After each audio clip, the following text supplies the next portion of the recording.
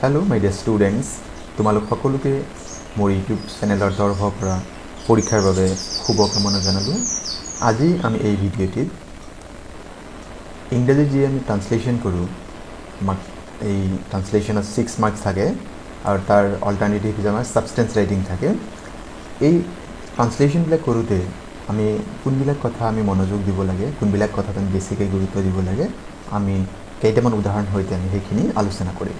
তোমালোকে ভিডিঅ'টি প্ৰথমৰ পৰা শেষলৈ স্কিপ নকৰাকৈ চাবা, নিশ্চয়কৈ উপকৃত হ'বা।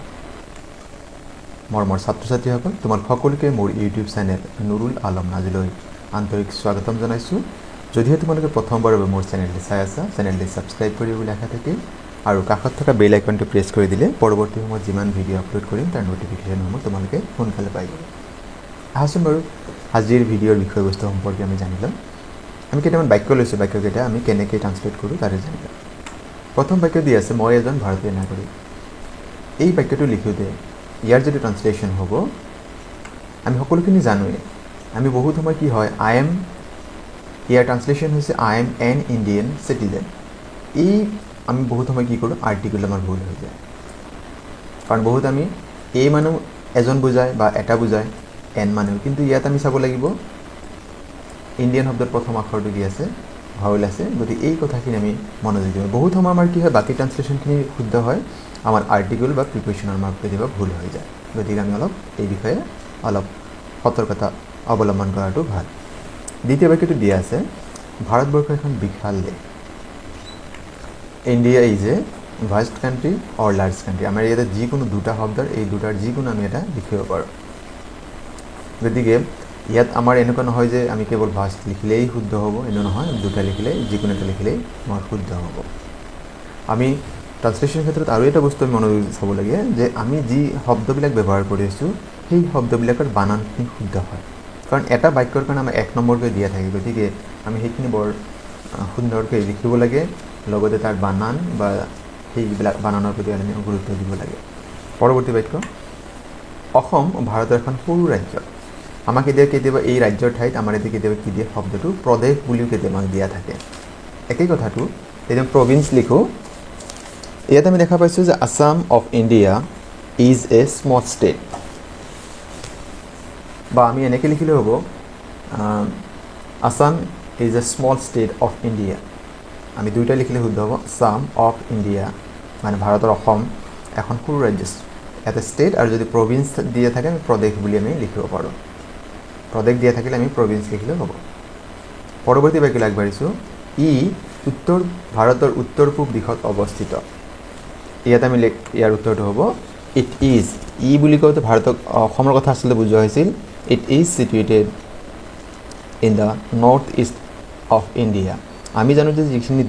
দিশৰ নাম থাকে, ডিৰেকশ্যন, সেই দিশৰ নামৰ আগত কি হয়, দ্য আৰ্টিকল হয়। গতিকে আমি এইটো মনত ৰাখিব লাগিব। পৰৱৰ্তী বাক্য, Guwahati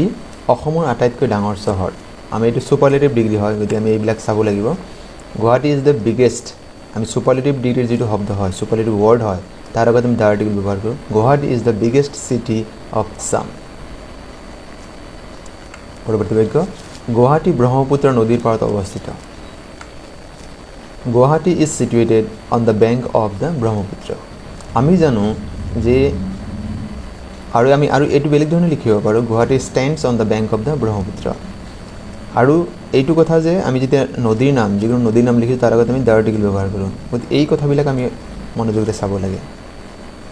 Guwahati is situated on the bank of the Brahmaputra, নহ'লে আমি লিখিব পাৰোঁ Guwahati stands on the bank of the Brahmaputra. আমি দুটাই লিখিব পাৰোঁ।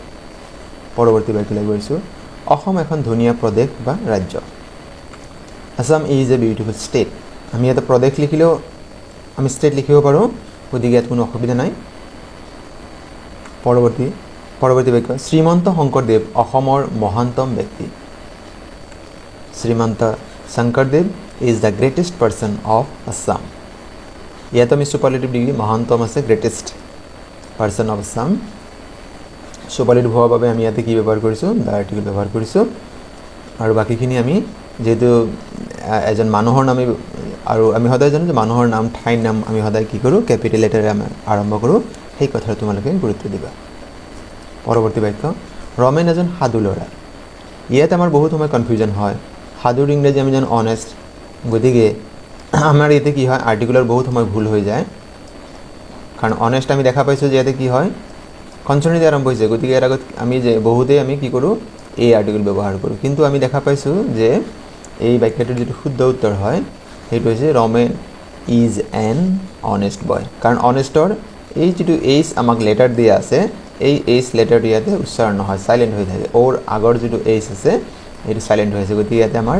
এই আৰ্টিকুল নহয় এই আৰ্টিকুল হ'লে আমাৰ ভুল হ'ব এই আৰ্টিকুলৰ পৰিৱৰ্তে আমাৰ কি হ'ব এন আৰ্টিকুল হ'ব লাগিব পৰৱৰ্তী বাক্য আগবাঢ়িছোঁ তেওঁ কেৱল সাধুই নহয় বুদ্ধিমানো ইয়াতে আমি দেখা পাইছোঁ যে এই যি দুটা কোৱালিটি তেওঁ সাধু আৰু বুদ্ধিমানী দুটা থকা বুজাইছে যেতিয়া এজন মানুহৰ দুটা কোৱালিটি থকা বুজায় তেতিয়া আমি তাক কি কৰোঁ নট অনলি বাট অলছো আমি ব্যৱহাৰ কৰোঁ তাৰমানে এইটো বাক্য এনেকুৱা হ'ব হি ইজ নট অনলি আমি যিখিনি চাই লওঁ he is not only honest but also intelligent আমি ইয়াতে দেখা পাইছোঁ নট অনলি আৰু বাট অলছো আমি ব্যৱহাৰ কৰিছোঁ কিন্তু একেলগে মনত ৰখাটো ভাল যে যদি কোনো এজন মানুহৰ দুইটা কোৱালিটি নেগেটিভ বুজায় তেতিয়া আমি নাইদাৰ নৰ ব্যৱহাৰ কৰোঁ আমাৰ সেই বাক্যবিলাক সাধাৰণতে চিন্থেচিছৰ আমাৰ যিটো কম্বাইনিং সেন্টেন্স তাত আমি ব্যৱহাৰ কৰোঁ ইয়াতে সেইকাৰণে ব্যৱহাৰ কৰোঁ he is not only honest but also intelligent ইয়াতে দুটা কোৱালিটি থকা বুজাইছে যদি নথকা বুজাওঁতে সাধুও নহয় বুদ্ধিমানো নহয় তেন্তে হ'ব হি ইজ নাইদাৰ অনেষ্ট নৰ ইণ্টেলিজেণ্ট যদি নেগেটিভ বুজাইছোঁ তেতিয়া নাইদাৰ ইয়াতে নট অনলি ঠাইত নাইদাৰ হ'ব বাট অলছো ঠাইত নৰ হ'ব পৰৱৰ্তী বাক্য আগবাঢ়িছোঁ তেওঁৰ দেউতা এজন এটা আচলতে এটা শব্দ বেছি হৈ গৈছে তেওঁৰ দেউতা এজন খেতিয়ক his father is a farmer ইয়াতে আমি এন আৰ্টিকুল ব্যৱহাৰ নকৰোঁ কাৰণ ইয়াতে ফাৰ্মাৰ শব্দৰ প্ৰথম লেটাৰটো এফ হয় কনসনেন্ট হয় গতিকে তাত আমি এন আৰ্টিকুল ব্যৱহাৰ নকৰোঁ ইয়াত আমি কি ব্যৱহাৰ কৰিম এ আৰ্টিকুলহে ব্যৱহাৰ কৰিম পৰৱৰ্তী বাক্য তেওঁ মোক সুধিছিল তুমি চাইকেল চলাব জানানে হি ছেইড টু মি এতিয়া ইয়াতে আমি এটা বস্তু মন কৰিবলগীয়া যে যেতিয়া আমি ডিৰেক্ট স্পীচৰ প্ৰত্যক্ষ উক্তিৰ বাক্য আমি লিখোঁ প্ৰথমতে ইয়াতে কি থাকিব কমা এইটো আমি কমা দিছোঁ তাৰপিছত কি হ'ব ঊৰ্ধ্বকমা আমাৰ ইয়াতে আৰম্ভ হয় সেইটো আমি ইয়াতে দিয়া আছে আৰু ঊৰ্ধ্বকমা যদি আৰম্ভ হয় ঊৰ্ধ্বকমা আমাৰ কি কৰিব লাগিব শেষ কৰিব লাগিব আৰু সদায় মনত ৰাখিব লাগিব যে আমি যেতিয়া কোনো বাক্য আমি প্ৰত্যক্ষ উক্তি বা ডাইৰেক্ট স্পীচত লিখিছোঁ ইনভাৰ্টেড কমাৰ ভিতৰত লিখিছোঁ তেতিয়া এই কথাটো মনত ৰাখিব লাগিব যে ইনভাৰ্টেড কমাৰ আৰম্ভ হোৱাৰ পিছৰ যিটো প্ৰথম শব্দ হয় তাৰ প্ৰথম আখৰটো কেপিটেল লেটাৰ হয় গতিকে এইটো তোমালোকে ভুল নকৰিবা এতিয়া বাক্যটো আমি জানি লওঁ হি ছেইড টু মি তেওঁ মোক সুধিছিল তুমি চাইকেল চলাব জানানে আৰু এই বাক্যত আমাক কি হয় কাৰেক্ট সেন্টেন্স আমাক দিয়া থাকে do you know how to ride A bicycle correct sentence আমাৰ কি থাকে এই হাউ শব্দটো আমাক দিয়া নাথাকে আমি বহুতেই এই হাউ শব্দ নিলিখাৰ কাৰণে আমাৰ ভুল হৈ যায় গতিকে তোমালোকে এই শব্দটো চাই ল'বা do you know how to ride A bicycle আৰু যেহেতু এই বাক্যটো প্ৰশ্নবোধক হয় গতিকে আমি ইয়াতে কি ব্যৱহাৰ কৰিছোঁ প্ৰশ্নবোধক চিন আমি ইয়াতে ব্যৱহাৰ কৰিছোঁ আৰু যদি দাঁড়ি থাকে তেন্তে আমি সেইটো ফুল ষ্টপ ব্যৱহাৰ কৰিম গতিকে এই কথাখিনি তোমালোকে মনোযোগ দিবা পৰৱৰ্তী বাক্য মই এতিয়া স্কুললৈ যাম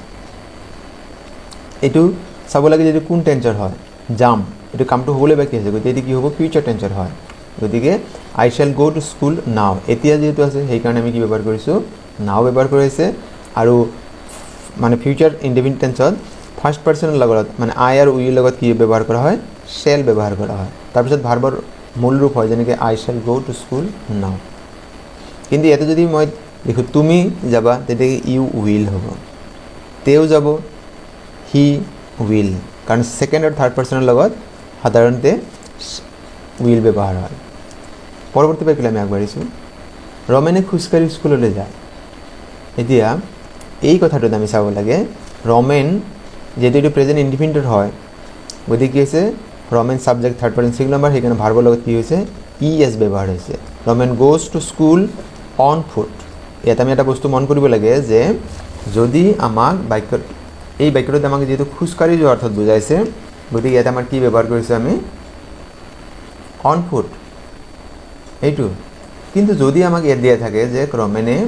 চাইকেলে স্কুললৈ যায় তেন্তে কি হ'ব বাইচাইকেল বা বাছত যায় যেতিয়াই অন্য কোনো বাহন ব্যৱহাৰ কৰিব তেতিয়াই এই শব্দটো আমাৰ কি হ'ব সলনি হৈ যাব তেতিয়া ইয়াতে আমাৰ যদি আমি ভাবিছোঁ যে এতে বাছেৰে যায় তেতিয়া কি হ'ব ইয়াতে অন ফুট নহয় তেতিয়া কি হ'ব বাই বাছ হ'ব বাই বাছ কিন্তু যেহেতু এতিয়া খোজকাঢ়ি যেতিয়া যোৱা বুজাব তেতিয়া প্ৰিপজিশ্যনটো সদায় অন হ'ব অন্য কিবা বাহন বুজালে তেতিয়া কি হ'ব বাই প্ৰিপজিশ্যন হ'ব গতিকে আমি এই কথাটো আমি মনত ৰখাটো ভাল পৰৱৰ্তী বাক্যলৈ আমি আগবাঢ়িছোঁ আমাৰ স্কুলত এখন ডাঙৰ পুথিভঁৰাল বা লাইব্ৰেৰী আছে আমি এইবিলাক সাধাৰণতে ইন্ট্ৰডাক্টৰী দিয়াৰ শব্দৰে আৰম্ভ কৰোঁ there is a big library in our school গতিকে আমি এইখিনি সাধাৰণতে আমাৰ স্কুলত আমি ভাবোঁ যে আমাৰ শব্দৰে আৱাৰ স্কুল এনেকৈ লিখিব লাগিব সেইটো নহয় এইবিলাক বাক্য আমি সাধাৰণতে ইন্ট্ৰডাক্টৰী দিয়াৰ বুলি কওঁ বাক্যৰ প্ৰথমতে ইন্ট্ৰডাক্টৰী দিয়াৰ আমি এটা দিয়াৰ ব্যৱহাৰ কৰিব পাৰোঁ there is a big library in our school পৰৱৰ্তী বাক্য শিক্ষকজনে কৈছিল সদায় সত্য কথা ক'বা কি হ'ব the teacher said always speak the truth যেহেতু আমাৰ বাক্যটো কি আছে ডিৰেক্ট স্পীচৰ হয় গতিকে প্ৰথমটো হৈছে যে ইয়াত আমি কমা তাৰপিছত ইনভাৰ্টেড কমা আমাৰ ইয়াতে আৰম্ভ হৈছে আৰু ইনভাৰ্টেড কমাৰ পিছৰ যিটো লেটাৰ আছিল কেপিটেল লেটাৰ হৈছে ইনভাৰ্টেড কমা ইয়াতে ক্লোজ কৰি দিয়া হৈছে গতিকে এইখিনি আমি যদি মেইনটেইন কৰোঁ এইখিনি যদি মানি চলোঁ তেন্তে আমি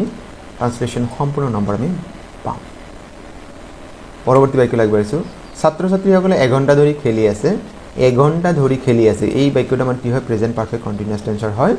ছাত্ৰ ছাত্ৰীসকলে বুলি ক'লে আমি ইয়াতে বুজাইছোঁ দ্য ষ্টুডেণ্টছ ইয়াতে যিহেতু বহু বচন হৈছে সেইকাৰণে কি হৈছে হেভ বিন হৈছে the students have been playing for an hour আৰু যিহেতু সময়টো নিৰ্দিষ্টকৈ দিয়া আছে সেইকাৰণে ইয়াত আমাৰ কি হৈছে ফৰ ব্যৱহাৰ কৰা হৈছে আৰু যদি কিবা পঢ়া লিখি থাকিলেহেঁতেন যে ৰাতিপুৱাৰ পৰা তেন্তে চিন্স লিখিলেহেঁতেন আমি দ্য ষ্টুডেণ্টছ হেভ বিন যেহেতু প্ৰেজেণ্ট পাৰফেক্ট কণ্টিনিউৱাছ কি হয় ছাবজেক্টৰ পিছত এইটো আমি যে ষ্টুডেণ্টছ এইখিনি ছাবজেক্ট আছে তাৰপিছত কি হয় হেভ বিন বা হেজ বিন ইয়াতে বহু বচন আছে কাৰণে হেভ বিন ব্যৱহাৰ হৈছে আৰু ভাৰ্বৰ লগত কি হয় ING ব্যৱহাৰ হয় ইয়াতে আমি যে দেখা পাইছোঁ প্লেৰ লগত ING ব্যৱহাৰ হৈছে গতিকে এইখিনি লিখিলে আমাৰ কি হয় প্ৰেজেণ্ট পাৰফেক্ট কণ্টিনিউৱাছৰ বাক্য আমি এনেকৈ লিখোঁ পৰৱৰ্তী বাক্যলৈ আগবাঢ়িছোঁ আমি শাৰীৰিক ব্যায়াম আমাৰ স্বাস্থ্যৰ বাবে ভাল শাৰীৰিক ব্যায়াম মানে physical exercise is good for our health গতিকে এইখিনি physical exercise is good for our health এইখিনি লিখিলে আমাৰ বাক্যটো আমাৰ সম্পূৰ্ণ হ'ল মৰমৰ ছাত্ৰ ছাত্ৰীয়ে এইকেইটা বাক্য তোমালোকৰ লগত মই শ্বেয়াৰ কৰিছোঁ এইকেইটা কেৱল মাত্ৰ মই নিয়মৰ কাৰণে তোমাক কৈছোঁ যে আমি কেতিয়া ক'ত ভুল হোৱাৰ সম্ভাৱনা বহুত থাকে তোমালোকে বিতংকৈ পঢ়ি চাবা নিশ্চয়কৈ তোমালোকে ভাল নম্বৰ লাভ কৰিব পাৰিবা আৰু আজিৰ ভিডিঅ'ৰ বিষয়বস্তু ইমানেই আজিৰ ভিডিঅ'টো সম্পূৰ্ণকৈ চোৱাৰ বাবে তোমালোকলৈ অশেষ ধন্যবাদ